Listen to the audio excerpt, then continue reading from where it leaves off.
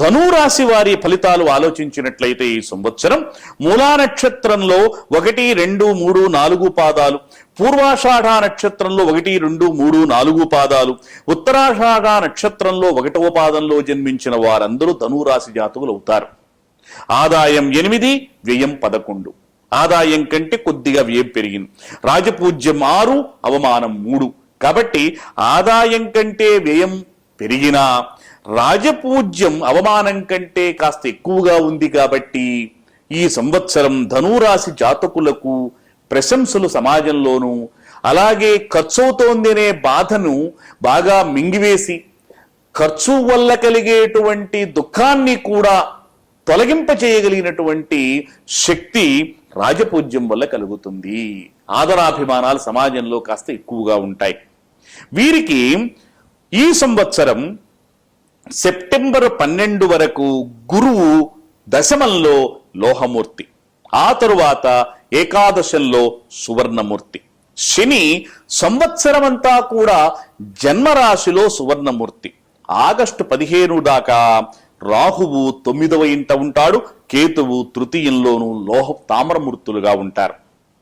ఇట్లా ఆలోచించినట్లయితే విద్యా సంపత్ కరుడైనటువంటి, అంటే విద్యను, సంపదల్ని, సంతానాన్ని, సమస్త ఫలితాలని ఇవ్వగలిగిన గురువు ఉన్నాడే, గురుగ్రహం సంవత్సరం ప్రారంభం నుంచి సెప్టెంబర్ 12 వరకు కూడా రాజ్యస్థానంలో, ఆ తరువాత లాభంలోనూ సంచరిస్తున్నాడు. ఇది ఒక రకంగా ఈ ధనురాశి జాతకులకు సత్ఫలితాలను ఇస్తుంది.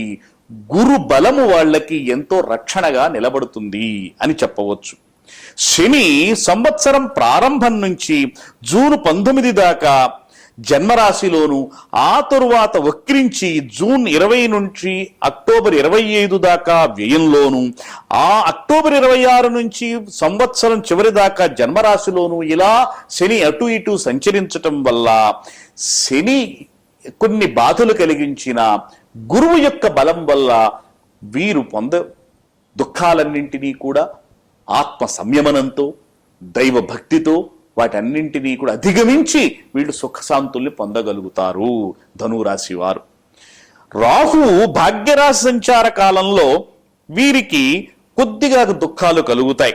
అందువల్ల ఈ రాశి వాళ్ళ అదృష్ట సంఖ్య 3 కాబట్టి 1, 2, 5, 9 సంఖ్యలు కలిగిన తేదీలతో ఆది, బుధ, గురువారాలు కలిసిచ్చేటట్టుగా వీరు చక్కటి కార్యక్రమాలు ప్రారంభం చేసుకోవాలి. అంతేకాదు శని దోష నివారణ కూడా వీళ్ళకి చాలా ముఖ్యమైనది. ఈ రాశి ధనురాశి జాతకులు వీరు ఎక్కడైనా శని క్షేత్రాలకు వెళ్ళి అక్కడ శనైశ్చర గ్రహ ఆరాధన చేయాలి. తిలదానం అంటే నువ్వులు దానం చేసుకోవాలి. శనివార నియమాలు పాటించాలి.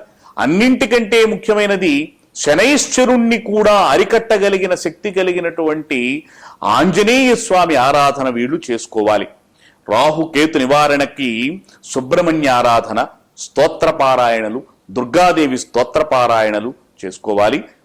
మంగళవారం, శుక్రవారం నియమాలు పాటించి మేలును పొందగలుగుతారు వీరందరూ ధనురాశి జాతకులు.